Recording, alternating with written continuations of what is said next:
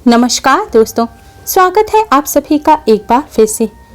दोस्तों, सावन का माह चल रहा है। इस बार सावन माह के मध्य में अधिक मास लग गया है। इस बार अधिक मास की शुरुआत 18 जुलाई को हुई है और इसका समापन 16 अगस्त को होगा। दोस्तों, हिंदू पंचांग चंद्रवर्ष और सौर वर्ष पर आधारित होता है। चंद्रवर्ष और सौर वर्ष में 11 दिन का अंतर होता है। 3 साल में यह अंतर 33 दिन का हो जाता है। इसलिए इस अंतर को पाटने के लिए 3 साल के बाद एक अतिरिक्त मास आता है।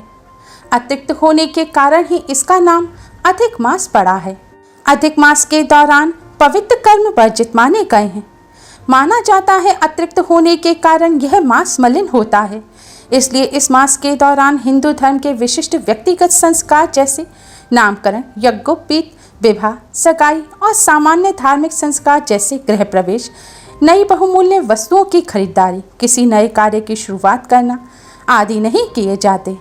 इसी वजह से इस मास को मल मास कहा जाता है। हर मास के कोई देवता अधिपति होते हैं। अतिरिक्त मास होने की वजह से इसका अधिपति बनने के लिए कोई भी देवता तैयार नहीं हुए।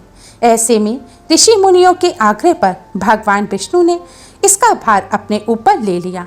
भगवान विष्णु अधिक मास के अधिपति हैं, इसलिए इस मास को पुरुषोत्तम मास के नाम से भी जाना जाता है। इस मास में पुरुषोत्तम भगवान का षोडशोपचार पूजन करने, श्रद्धा भक्ति से भगवान की पूजा आराधना, व्रत आदि करने से मनुष्य के दुख, दारिद्र्य और पापों का नाश होकर अंत में वैकुंठ धाम की प्राप्ति होती है। इस मास के अधिपति भगवान विष्णु हैं। भगवान विष्णु ने स्वयं कहा है, इस मास में जो मुझे प्रसन्न करेगा वह कभी गरीब नहीं होगा और उसकी हर मनोकामना पूरी होगी।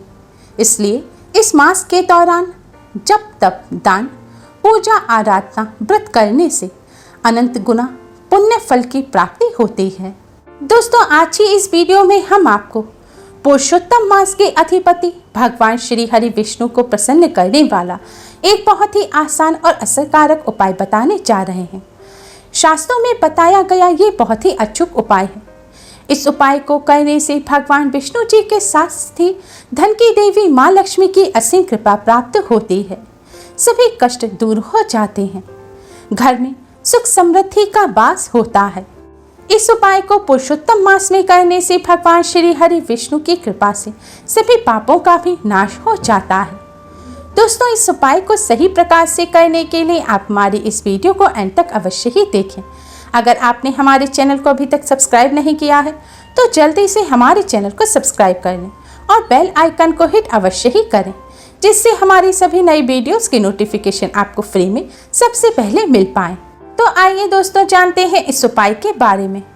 दोस्तों, यह उपाय पुरुषोत्तम मास में रविवार के दिन को छोड़कर रोजाना करना चाहिए।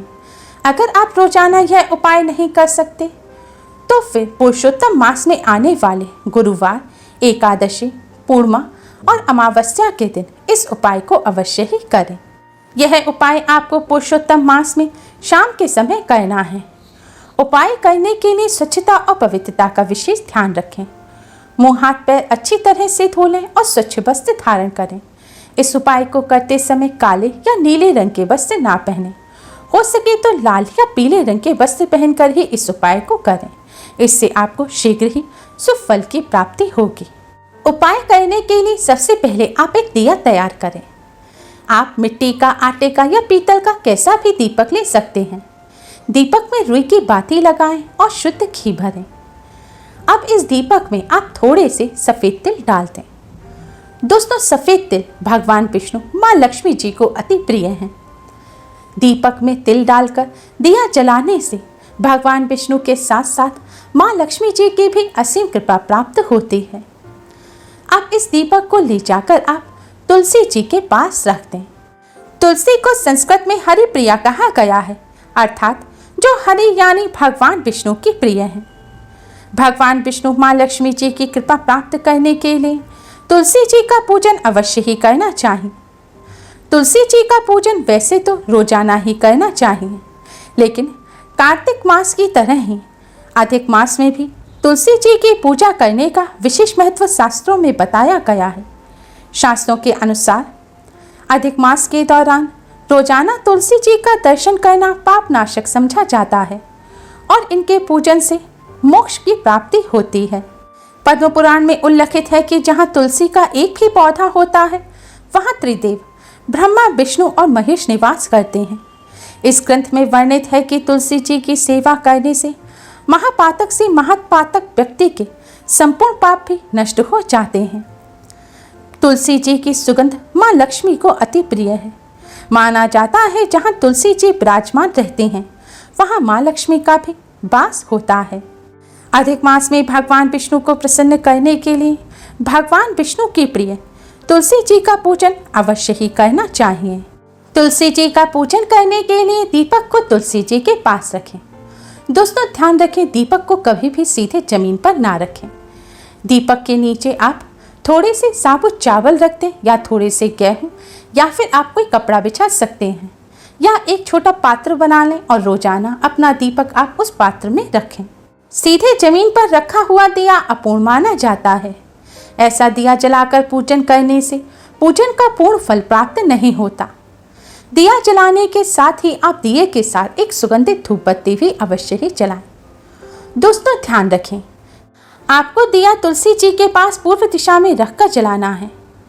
अगर पूर्व दिशा में ऐसा कोई स्थान ना हो कि वहां पर आप दिया रख सकें तो आप दिए को तुलसी जी के पास रखकर जला दें और दिए का जो मुख है, दिए की बाती है, उसको आप पूर्व दिशा की तरफ करें, यानी कि पूर्वाभिमुख ईस्ट फेसिंग आपको दिया जलाना है, क्योंकि पूर्व दिशा भगवान विष्णु की दिशा है और यह दिया आप भगवान विष्णु के नाम का ही जला रहे हैं। आपको यह भी ध्यान रखना है, दिया जलाते समय आप भगवान विष्णु जी के द्वादश मंत्र ओम नमो भगवते वासुदेवाय का मन ही मन जाप करते रहें। दिया जलाने के बाद आप तुलसी जी की 11 परिक्रमा करें। परिक्रमा आपको क्लॉकवाइज करनी है, जैसे कि घड़ी की सुइयां घूमती हैं। इस तरह से आपको तुलसी जी की 11 परिक्रमा करनी है। परिक्रमा करते समय भी आप ओम नमो भगवते वासुदेवाय मंत्र का जाप करते रहें। परिक्रमा करने के बाद भगवान विष्णु, माँ लक्ष्मी जी और तुलसी माँ को प्रणाम करें। अब भगवान विष्णु जी के इसी द्वादश मंत्र ओम नमो भगवते वासुदेवाय का 108 बार जाप करें। जाप करने के बाद आप भगवान विष्णु, माँ लक्ष्मी जी और तुलसी माँ को प्रणाम करें। अपने और अपने परिवार द्वारा जाने अनजाने में की गई सभी गलतियों की क्षमा मांगें। क्षमा मांगने के बाद आप भगवान विष्णु, माँ लक्ष्मी जी और तुलसी जी से अपनी कृपा और आशीर्वाद बनाए रखने की प्रार्थना करें और आपकी जो भी समस्या है वह आप भगवान के समक्ष रखें और अपनी सभी समस्याओं को दूर करने की प्रार्थना करें। दोस्तों पुरुषोत्तम मास में इस उपाय को करने से भगवान पुरुषोत्तम, भगवान श्री हरि विष्णु, माँ लक्ष्मी जी और तुलसी माँ की असीम कृपा प्राप्त होती है। भगवान विष्णु प्रसन्न होते हैं और भगवान विष्णु की कृपा से दुख, दारिद्र्य और पापों का नाश होता है। घर में कभी भी गरीबी नहीं आती, घर में सुख समृद्धि बनी रहती है। दोस्तों इस उपाय को करते समय कुछ बातों का विशेष ध्यान रखें। महिलाएं पीरियड के दौरान इस उपाय को ना करें। जूते चप्पल पहनकर इस उपाय को ना करें। इसे करते समय स्वच्छता, पवित्रता का विशेष ध्यान रखें। अगर आप अपने घर से बाहर किसी मंदिर में जाकर तुलसी जी का पूजन करते हैं तो ध्यान रखें साफ स्थान पर लगी हुई तुलसी जी का ही पूजन करें। इस उपाय को रविवार के दिन ना करें, क्योंकि रविवार के दिन तुलसी माँ का पूजन करना वर्जित माना गया है।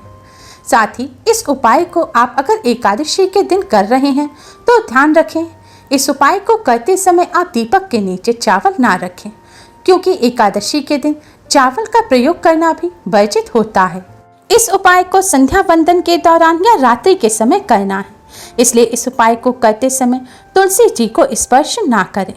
साथ ही अगर इस उपाय को करते समय आप आटे का दिया इस्तेमाल कर रहे हैं तो फिर दूसरे दिन उस दिए को आप तोड़कर पक्षियों को डाल दें। अगर मिट्टी या पीतल का दिया इस्तेमाल कर रहे हैं तो आप उसे धोकर दोबारा इस्तेमाल कर सकते हैं। दोस्तों पुरुषोत्तम मास भगवान श्री हरि विष्णु के भक्तों के लिए वरदान है, इसलिए आप भी इस मास का लाभ उठाएं और भगवान विष्णु को प्रसन्न करने के लिए इस उपाय को अवश्य ही करें। अगर आपको हमारी ये वीडियो पसंद आई हो तो लाइक करना ना भूलें। हमारे इस वीडियो को अपने फ्रेंड्स और रिश्तेदारों में ज़्यादा से ज़्यादा शेयर करें, जिससे वह भी इसका लाभ उठा सकें। हमारी और भी वीडियोस के लिए हमारे चैनल को सब्सक्राइब करना ना भूलें। Thanks for watching. Radhe Radhe.